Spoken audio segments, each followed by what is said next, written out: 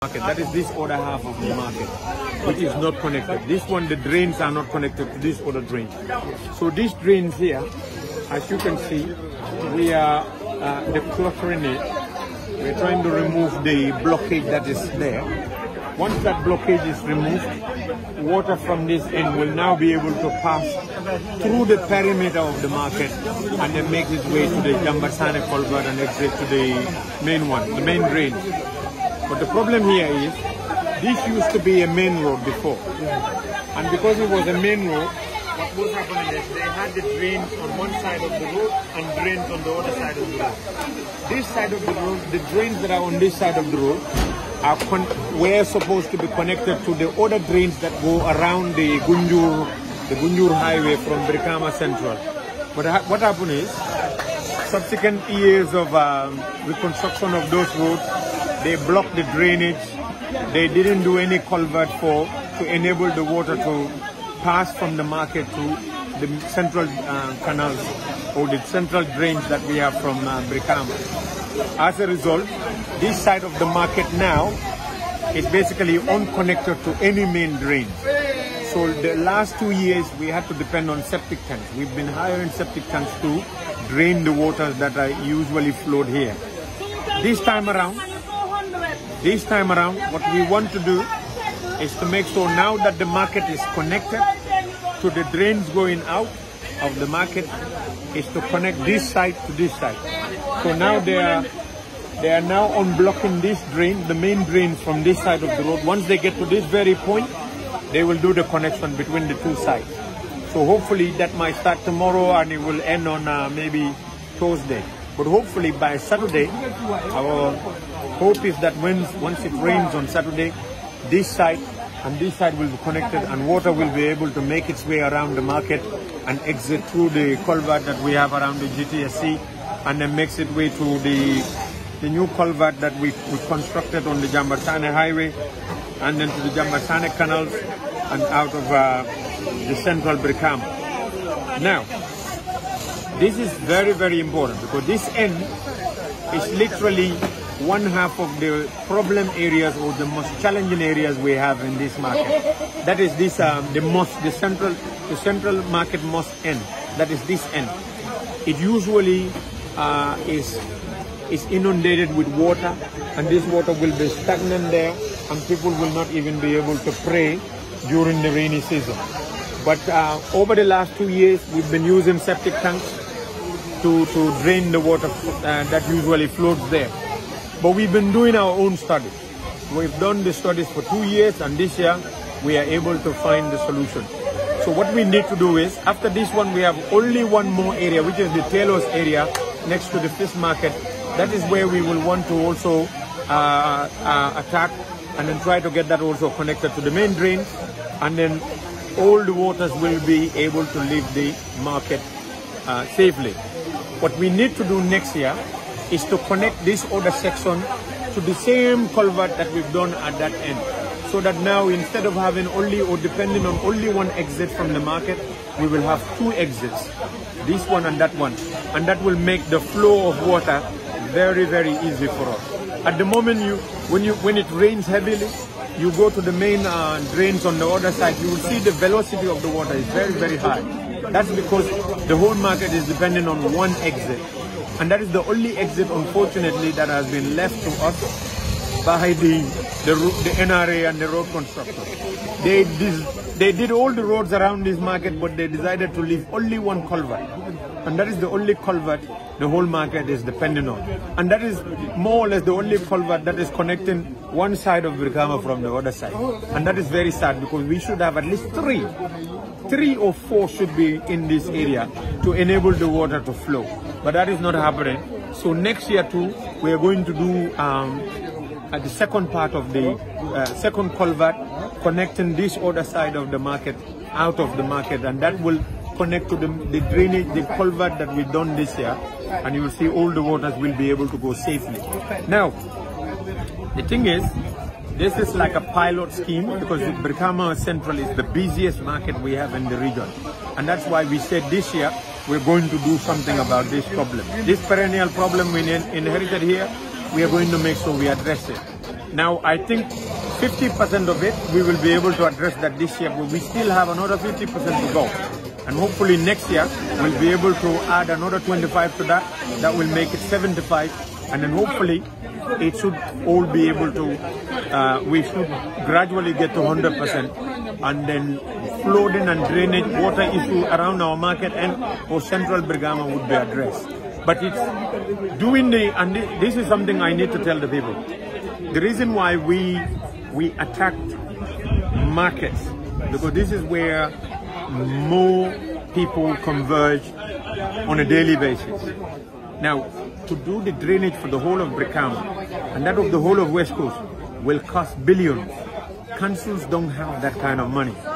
Central government needs to do subvention for us to be able to do that. The only way we can do it now is to approach it in this way, piecemeal by piecemeal. When we finish this year, like this year, the rainy season, we will also be studying Old Yundum market, Coastal Road market. We have to study it, look at the pattern of the water, and then be able to, with our engineers and our technicians, we go there, we study the water flow, and then that will enable us to find at least a bit of a respite, like we've done here. It took us two good rainy seasons to be able to understand the right passage or the right path for water from this market. And this year we were able to implement it, and thank God it is working as we planned it. And I think everyone is a bit satisfied about that. But as I said, it only addressed 50% of our problem.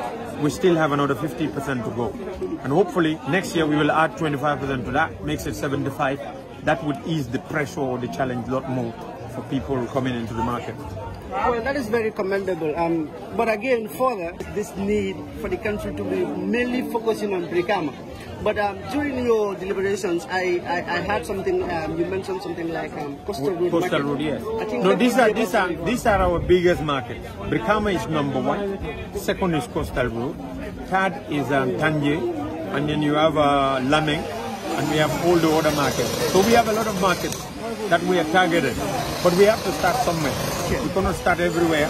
We want to start everywhere, but we don't have the resources. But what we've done is, because we did not want other region or other wards to be waiting on the council to come, we decided to give them their own fair share. We call it Ward Development Fund. We given out 500,000 last year, 1 million this year.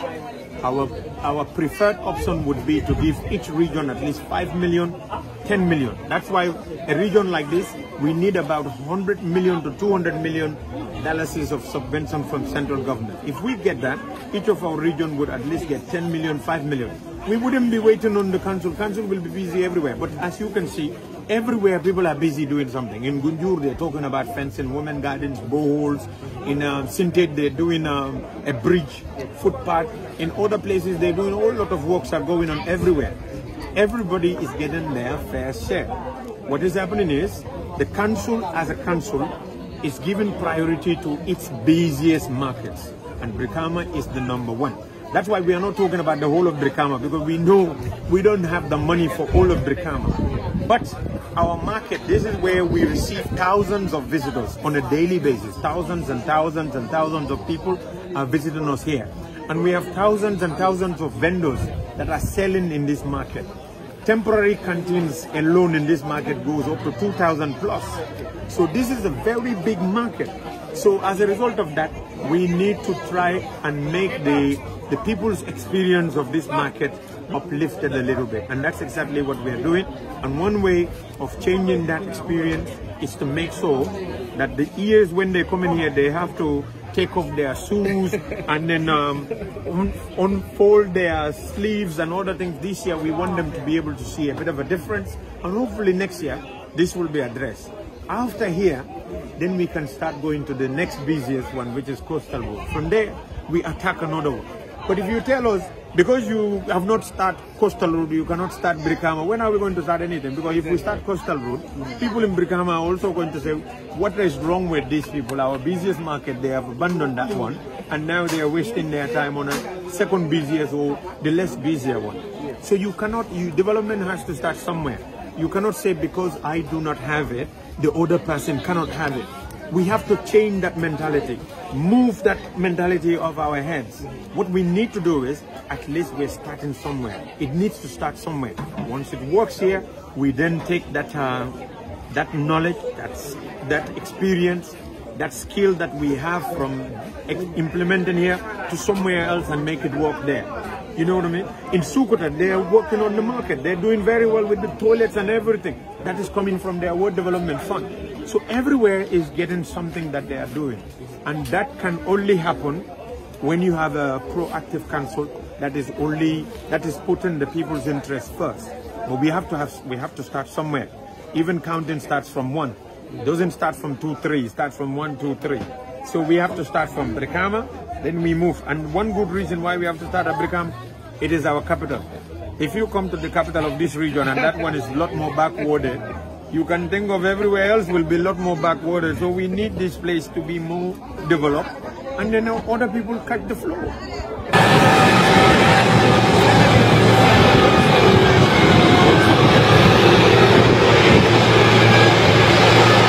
To the sustenance and maintenance of this drainage system. So what we are doing, especially with the market vendors, they are organizing themselves. They are organizing some sort of sectional at least once a month to clean their part or their section of the drainage.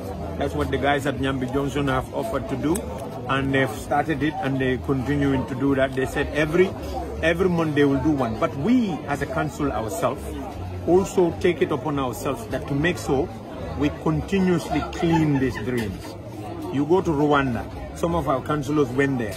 They said in Rwanda, they have the government assigned or employed people who clean every 100 meters. They are assigned to a 100 meter which they clean the drain regularly.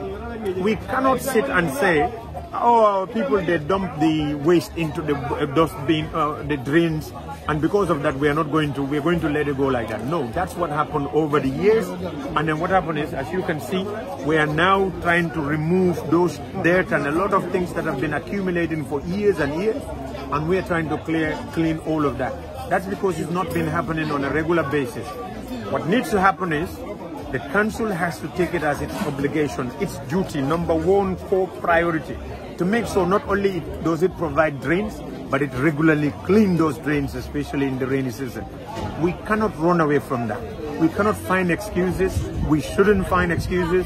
We have to make that a responsibility and deal with it year in, year out.